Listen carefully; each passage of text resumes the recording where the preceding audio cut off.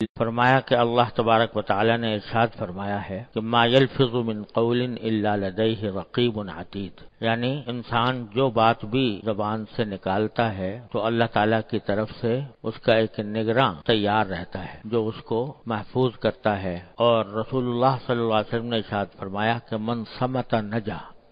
جو شخص خاموش رہا اس نے نجات پائی۔ اس پر حضرت والا حضرت حکیم الامت قدس اللہ تعالی سرہ نے ارشاد فرمایا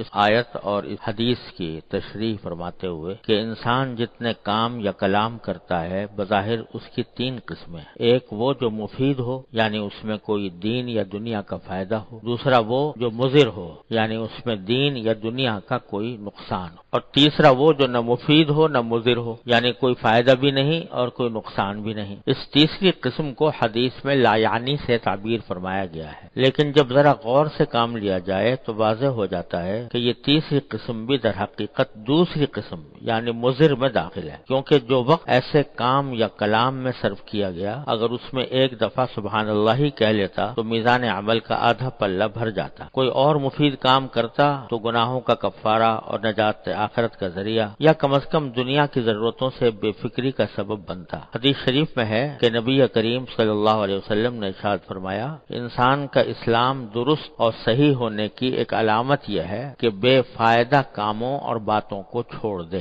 حاصل اس ساری گفتگو کا یہ ہے کہ اللہ تبارک و تعالی نے اپنے فضل و کرم سے ہم سب کو بات کرنے کی جو صلاحیت زبان کے ذریعے عطا فرما رکھی ہے، یہ اتنی بڑی نعمت ہے کہ اس نعمت کا ساری عمر انسان شکر ادا کرتا رہے تو بھی حق شکر ادا نہیں ہو۔ اللہ تبارک و تعالی نے زبان عطا فرمائی، اس کے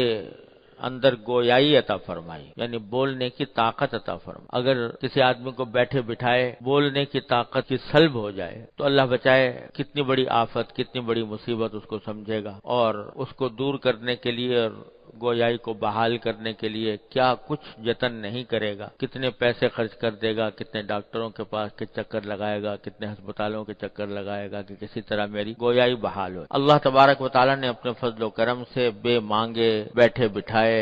اللہ تعالیٰ نے یہ نعمت عطا فرما دی ہے، کوئی پیسہ خرچ کرنا نہیں پڑا، کوئی محنت نہیں کرنی پڑی، اللہ تعالیٰ نے دے دی، تو اس کا احساس نہیں ہوتا کہ کتنی بڑی نعمت اللہ تعالیٰ نے دے رکھی ہے۔ بعض مرتبہ چند لمحوں کے لیے بھی انسان کے اوپر ایسی حالت طاری ہو جاتی ہے، زبان بند ہو گئی، گلا بیٹھ گیا وغیرہ وغیرہ، اس وقت کی تکلیف کا آدمی اندازہ کرے تو اس وقت اللہ تعالیٰ کی نعمت کی قدر ہوتی ہے، اور اس کی قدر یہ ہے کہ اس کو صحیح مصرف میں استعمال کیا جائے اور لایعنی گناہوں سے اور لایعنی چیزوں سے اس زبان کو بچایا جائے۔ زبان کو گناہوں سے بچانا اور لایعنی یعنی بے فائدہ فضول گفتگو سے بچانا یہ ایمان کی علامت قرار دی ہے، حدیث میں اس کو ایمان کی علامت قرار دیا گیا ہے۔ اور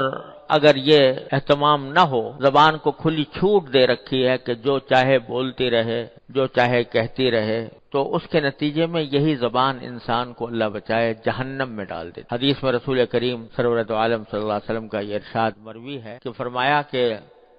لوگوں کو جہنم کے اندر اوندھے منہ گرانے والی کوئی چیز اتنی خطرناک نہیں ہے جتنی انسان کی زبان ہے۔ اس کے غلط استعمال کی وجہ سے بے شمار انسان جہنم میں اوندھے منہ ڈالے جائیں گے۔ العیاذ باللہ العلی العظیم۔